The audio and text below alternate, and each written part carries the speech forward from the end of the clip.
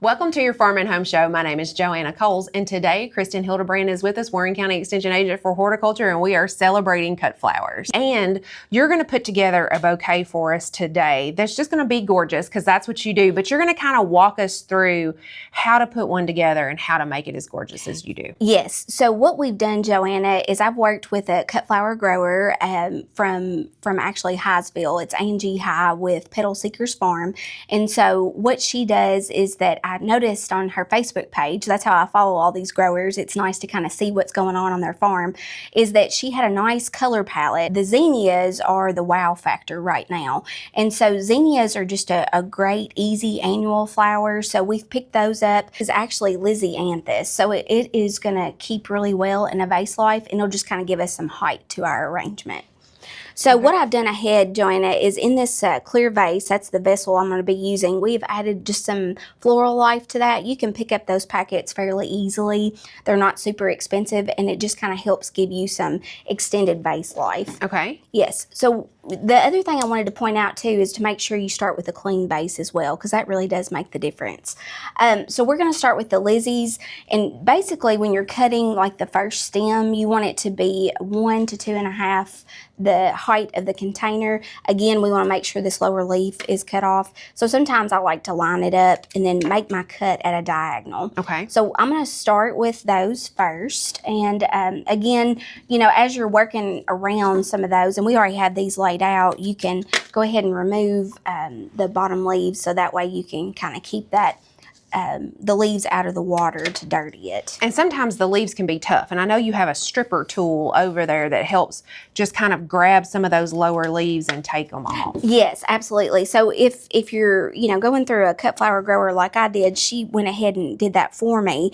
But certainly this is an easy tool just to kind of grab and just remove those easily from the stem. So I'm using odd numbers here too, Joanna. So thanks 5s and 7s whenever you're adding this. But I think I've got about 7 stems of the Lizzies that I've added first, just to kind of give the arrangement some height. And did you call this the line flower, and so that's why you're putting it in first? Yes, I kind of like to see how I can go as far as my height. So I've added that first. Okay. And then here with the zinnias, because again, this is our focal flower, we're going to go to it next. Now, Joanna, when you're harvesting zinnias, the trick is to do the wiggle test. Okay. And so what happens is that about 8 inches down from the top of the flower, you're going to kind of gently just wiggle it.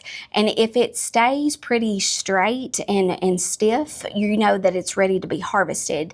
But if it kind of still is loose and wiggly, then you want to leave it for a little bit longer. Because zinnias are complicated because you need to get them at the right time Yes. to make sure they last in the vase, right? That's right. So this can kind of extend out your vase life even more if you can do that quick wiggle test. Yeah. So we're just going to kind of add these strategically around our line flowers, which again is our Lizzies.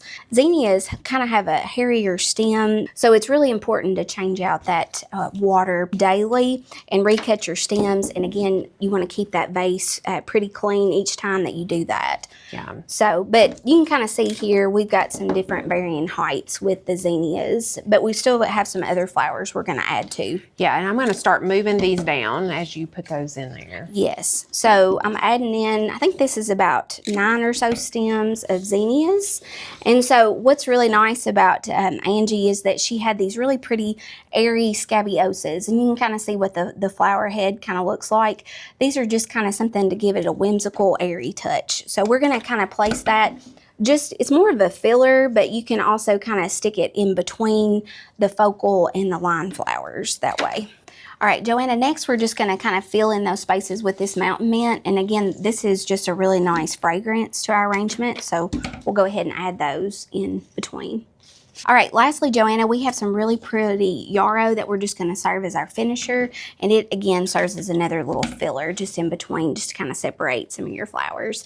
So we're just going to put those kind of nicely in. So you can visit the Center for Crop Diversification page, and they have some great information, a directory that's there, so you can go to specifically which area that you're in to locate those cut flower growers and find out ways to support them, because you know they offer a lot of things. They might do do, I know you mentioned the farmer's market, but also they can do DIY cut flower buckets if you like that. There's a way you can go do your U-Pick operations.